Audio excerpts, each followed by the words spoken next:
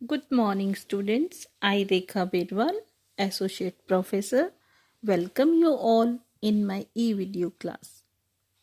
Today we will talk on the topic how to choose clothing and how to take care of different points while choosing clothing. यानी कि वस्त्रों के चुनाव के लिए कौन कौन से महत्वपूर्ण बिंदु या कौन कौन से क्राइटेरिया हैं जब हम उनको सेलेक्ट करते हैं या चुनाव करते हैं। तो आइए इस विषय पर हम विस्तार से कुछ पॉइंट्स को डिस्कस करते हैं। वस्त्रों के चुनाव के महत्वपूर्ण बिंदु इस प्रकार से हैं, जैसे कि वस्त्र का चुनाव प्रयोजन के आधार पर करना चाहिए, जैसे कि यदि कोई शादी ब्याह है या कोई घरेलू उपयोग है या कोई विशेष अवसर है या कार्य क्षेत्र है, तो उसके लिए हमें वस्त्रों का चुनाव अलग अलग प्रकार से करना चाहिए। फिर बात करते हैं कि वस्त्र कितना ड्यूरेबल है, यानी कि उसके टिकाऊपन के आधार पर। यदि स्कूल गोइंग चिल्ड्रन है, उनके लिए यूनिफॉर्म चूज़ करनी है, तो हमें निश्चित तौर पर अधिक मजबूत कपड़ा ही चूज़ करना चाहिए। फिर बात करते हैं कि उनके तंतुओं की संरचना किस प्रकार से होनी चाहिए, यानी कि फाइबर कैसे होने चाहिए, और जो फाइबर निर्माण या वस्त्र निर्माण है उनकी प्रतिशत संख्या भी क्या रखी गई है। इस बात का जिक्र हम इसलिए कर रहे हैं कि वस्त्र कितना मजबूत होगा या कितना टिकाऊ होगा। फिर बात करते हैं मौसम व जलवायु के आधार पर भी हम वस्त्रों का चयन करते हैं, जैसे कि विंटर में हम गर्म कपड़े चूज़ करेंगे और जो गर्मी है उसमें हम ठंडे या कॉटन वाले क्लोथ्स को प्रेफर करेंगे। इसके अलावा जो फिनिश है वस्त्रों की, उस पर भी ध्यान देना चाहिए।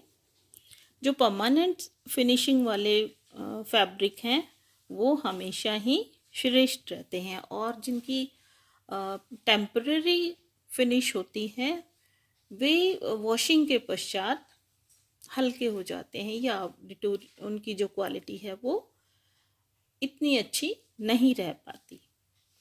इसके बाद बात करते हैं कि जो वस्त्र का जो रंग है उसे भी हमें ध्यान में रखना चाहिए, और जाहिर सी बात है कि हमें पक्के रंग के जो वस्त्र हैं उन्हें ही चुनाव करना चाहिए। और वस्त्रों का चुनाव करते समय हमें कलर की भी कुछ हद तक एज ए लेमन जांच कर लेनी चाहिए, ताकि जो भी हम वस्त्र खरीदें वो अच्छे कलर वाला या फास्ट कलर का ही हम चूज कर सकें। तो ये थोड़े से मैंने कार्टून दिखाए थे कि इस बात को सजेस्ट करते हुए कि हमें क्या चूज करना है, आइदर दिस और आइदर दैट। मीन्स हमें वस्त्रों को चुनाव करते समय स्वयं ये परखना चाहिए कि हम किस पर्पस के लिए दे रहे हैं, और वो पर्पस हमारा अवश्य ही पूरा होना चाहिए। फिर बात करते हैं वस्त्रों का चुनाव करते समय उनके अगर हम फाइबर को भी ध्यान रख लें, जैसे कि यदि हम कॉटन के ही वस्त्र चूज कर रहे हैं तो केवल कॉटन होना चाहिए, या रेयन इत्यादि की कुछ मिक्सिंग वाले फाइबर भी हम ले सकते हैं, लेकिन सिंथेटिक ना लें। फिर इसके बाद बात करते हैं कि क्रीज रेजिस्टेंट या जो जिन ऐसे वस्त्र भी हमें चुनाव करने चाहिए, ताकि उनकी जो मेंटेनेंस है वो सही हो सके या उसमें ज़्यादा दिक्कत हमें न आए। इसके पश्चात हमें जो अगर हम वैसे कपड़ा खरीद रहे हैं ड्रेस बनाने के लिए, तो उसकी चौड़ाई का भी हमें विशेष ध्यान रखना चाहिए, ताकि जो ड्रेस हम स्टिच करवा रहे हैं वो अच्छी बन सके या उसमें कोई कमी ना आ सके।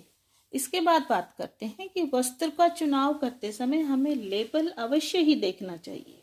उस पर क्या उसकी संरचना का प्रतिशत है, क्या उसके रखरखाव के निर्देश हैं, या उसके ऊपर कौन कौन से मार्का लगे हुए हैं, और इसके अलावा फिनिशेस कैसी हैं, उनका जो रंग है उसकी पक्केपन की गारंटी है या नहीं, उनकी जो स्टार्च है उसमें उसकी कैसी क्वालिटी है, इत्यादि बातें हम अवश्य ही ध्यान में रखें।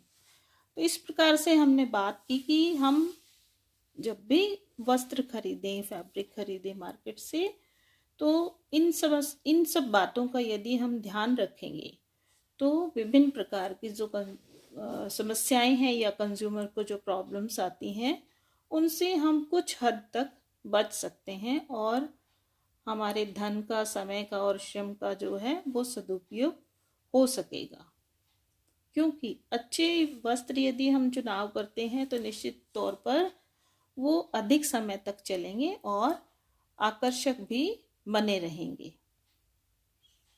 आज हमने बात की हाउ टू चूज क्लोथिंग और फैब्रिक एक्सेट्रा, ताकि जो ड्रेसेस हैं हमारी वो ज़्यादा लंबे समय तक चलें और बेटर रहें, और जो हमने समय या मनी डेडिकेट इन्वेस्ट किया उसका हमें पूरा लाभ मिल सके।